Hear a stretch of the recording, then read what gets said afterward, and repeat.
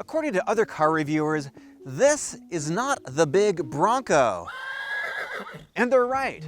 This is the Bronco Sport, or the baby Bronco. But why is it a baby? That's because this is a subcompact SUV, and that doesn't mean it's less capable. In this case, smaller means more affordable. This Badlands Edition starts at about $33,000. And this is the one to get if you want to go off-roading, because this gets the better all-wheel drive system and the bigger engine. The Bronco Sport definitely has some presence, but presence doesn't mean big, like that airplane. In fact, the Bronco Sport is only a 1/4 inch longer than my Supra. The Bronco Sport is actually based on the same platform as the Ford Escape, but that's a more city-oriented car. It's softer, it's rounder, it's actually quite a bit longer. It's a little bit more sleek. It's chunky, it's boxy, it's got a flat roof, but that actually makes it really usable inside. With the back seats up, you get 29 cubic feet of space. And with the back seats down, you get 60 cubic feet of cargo space. And in fact, it's really usable because you've got a roof rack, so you could put snowboards up there or any other kind of sporting equipment. The Bronco Sport is getting a ton of attention, and even though my cameraman, he's not really a car guy, we're gonna take it off-road tomorrow.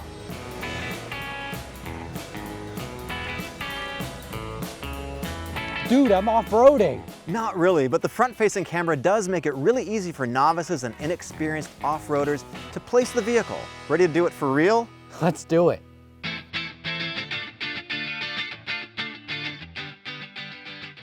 And suddenly we're off-roading, and you know why? You can tell because I got my off-roading shirt on. So this is the Badlands version, and this has a different engine than the other lower models. This has the 2-liter EcoBoost. This makes 250 horsepower and 277 pound-feet of torque. In the world of baby Broncos, there's two that are more capable. There's the First Edition, and then there's the Badlands, which is what we have right here. The Badlands separates itself from the lower models in a couple different ways. So this has a rear drive unit, which is torque vectoring.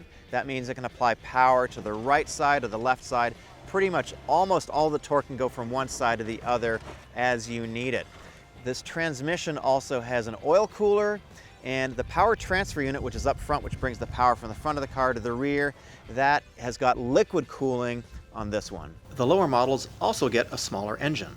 Base Big Bends and Outer Banks come with a 1.5-liter 3-cylinder engine. It makes 181 horsepower and 190 pound-feet of torque. If you want the 2-liter, you pretty much have to go with the Badlands. The Bronco Sport has trail control, which is a system that allows you to travel up and down a difficult bit of terrain without using the gas or the brake. There's a button on the dash. You set the speed that you want from 1 mile an hour, I think up to 20. It can go up to 6 miles an hour in reverse. And we're gonna see how well this feature works a bit later in the video. The Badlands has 7 different terrain management modes called GOAT modes. Goes over any terrain. And you can lock the rear differential. Let's find out how these different modes work. So we're on this hill that's got some pretty big ruts. I'm gonna be using the front-facing camera. I'm gonna see how well it does just in normal mode. I'm gonna see if it can figure out what's going on, if it can apply the power where it needs to go. And we'll go from there. I'm gonna lock the rear differential just to start. So I should have some torque vectoring, which should give me power side to side. Not sure I'm gonna need it on this rutted hill. Let's give it a shot. Rear differential locked. Let's give it a shot. All right, go 2-liter. Go 2-liter. I can feel something spinning. Feel something slipping. I felt the back slipping a little bit. All right, and oh, there we go. There we go. All right, it's going actually just with the rear locked. It's definitely going. So I got one wheel in the air. I've got the rear torque vectoring on. Should apply power to the left wheel, and does. It's gonna do it, yes. Go Bronco Sport. Ooh, looking straight up. I got a 20-degree, looking straight up at the sky. So it's making it, it's making it. It's a little bit challenging though, so just to make it a little bit easier in the vehicle, I'm gonna hit the 4-wheel drive lock. So that's gonna lock the front and the rear together. So now I should be a little bit easier. So I don't have any of the modes on.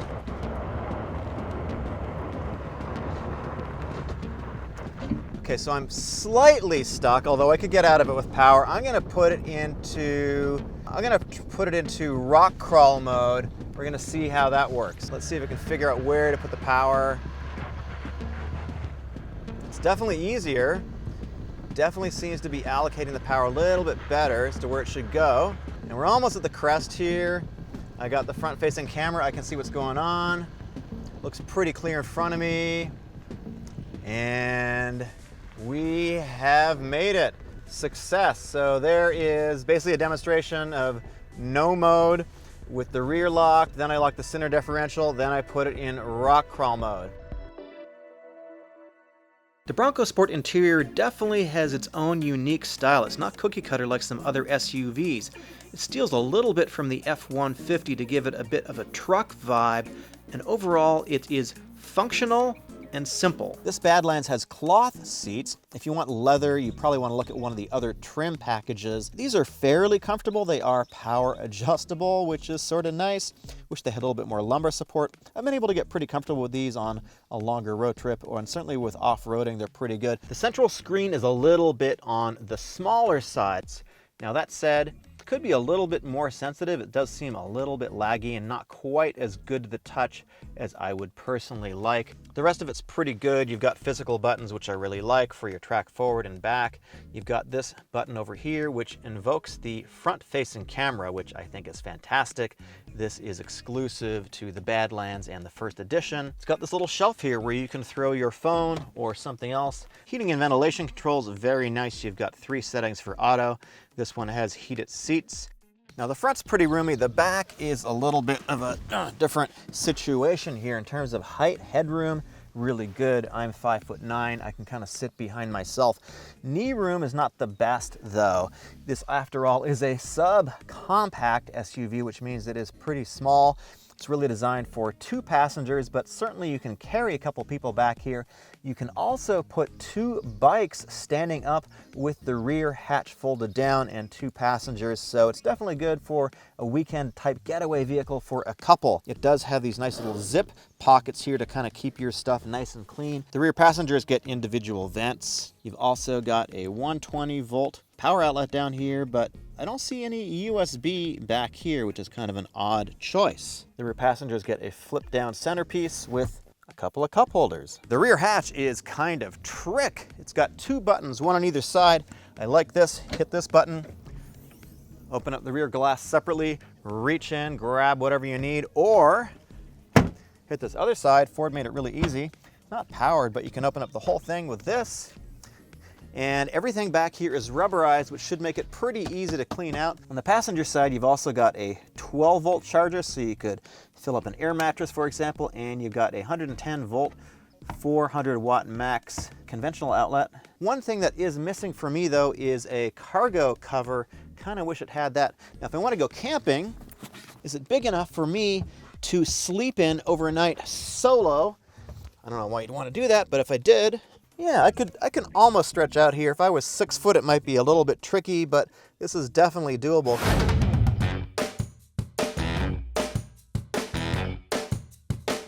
When the road surface is less than perfect, like it is here, the ride quality is not bad. This still drives more like a car than a truck because after all, this is a unibody. So the Badlands has suspension that is more tuned for off-road. It has different damping, and it has different springs, and it has different anti-roll bars. This is not a soft, luxurious SUV at all. This is definitely more on the sporty side. And if you're looking for something with really great ride quality, you should probably look at one of the lower trim packages. Let's see how it handles. I can feel the traction control system doing its thing there. It understeers a little bit. A lot of that is due to the tires, so this is probably not your #1 choice for hooning it in the canyons. It's not the greatest sounding engine in my opinion. The tuning is so that the engine is pretty quiet, pretty unobtrusive sounding. Now there is a little bit of turbo lag. When you get off the throttle, it takes a second for it to build up enough boost to really start going. Once you're going, it's got decent acceleration. It's not going to tear your face off, but it's certainly adequate. Now, if you're looking for Land Rover levels of comfort and ride and luxury, all that kind of thing, you're not going to get that in this. This is a much less expensive vehicle, but for the price point, I think Ford is doing a really good job. I think this really hits the mark. It's a very good compromise between city driving and off-roading, and let's go do some more off-roading. So, the Bronco Sport. Broncos like water. Horses like you need to lead them somewhere to drink. So guess what? We found ourselves some water. Now this particular Bronco Sport, 23.6 inches is about as deep as it can drink. Not entirely sure how deep this is. I'm guessing like less than 8 feet, but you know, more than a foot. So we're gonna find out. I'm gonna put it in mud and rut mode, and we're gonna fly through the water. Sorry, Ford, we're gonna see what happens. I'm gonna get a little run at it. Oh yeah, okay, here we go. Let's make sure we got the right mode selected. We are indeed mud and ruts. Here we go. Letting the Bronco Sport do its thing.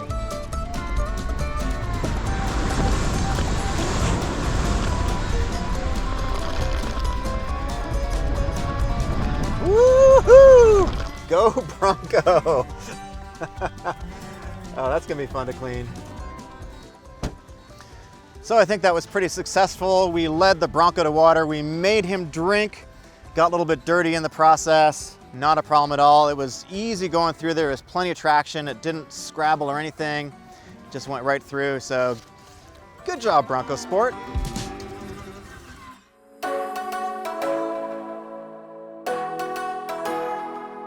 If you get a Bronco Sport, you might not take it over moguls or go through miniature ponds, but we've decided it's our duty to you to abuse it on your behalf. And what good is an off-road video without a little hill climb?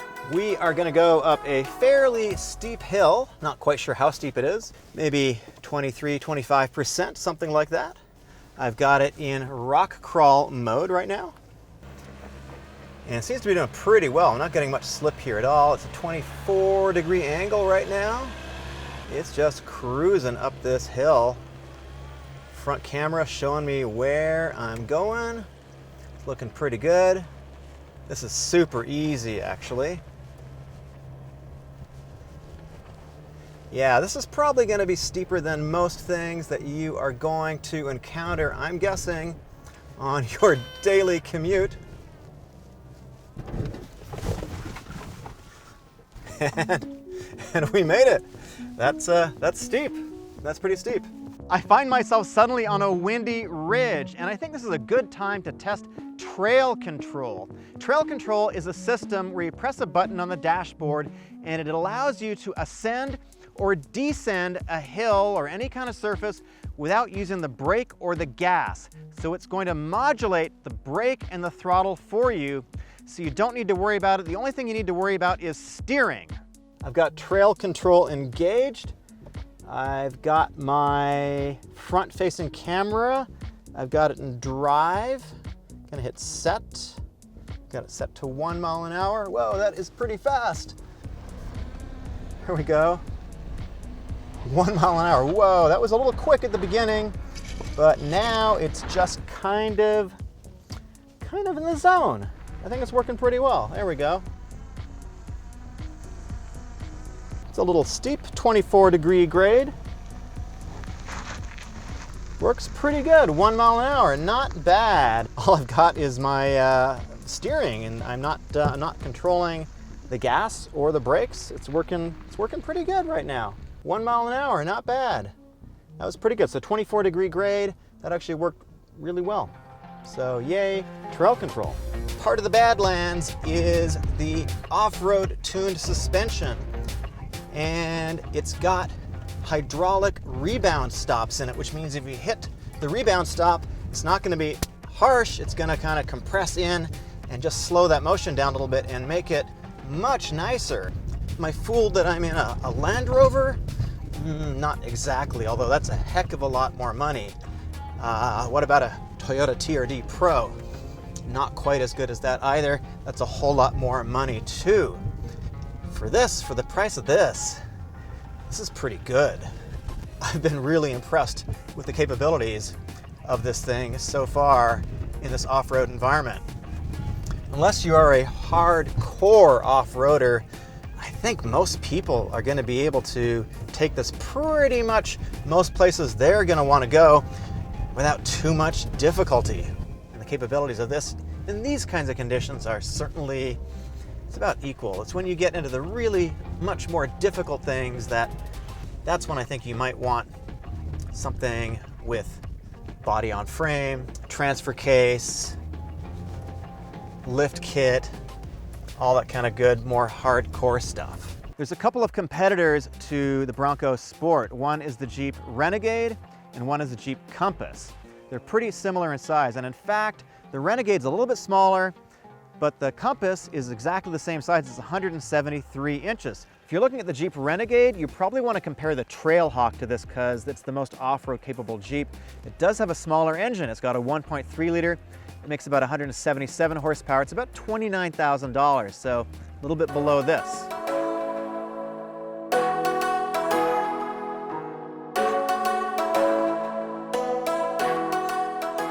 This is a very capable vehicle. I think for most people, it's going to be probably more than enough. After a quarter century, the Bronco is finally back. And while this isn't the big Bronco that has so many people excited, it is a very competent little SUV, and I love the squared off design. I saw about 26 miles per gallon on the freeway. Now with 7 GOAT modes, Ford might be mixing up their animal metaphors just a little bit.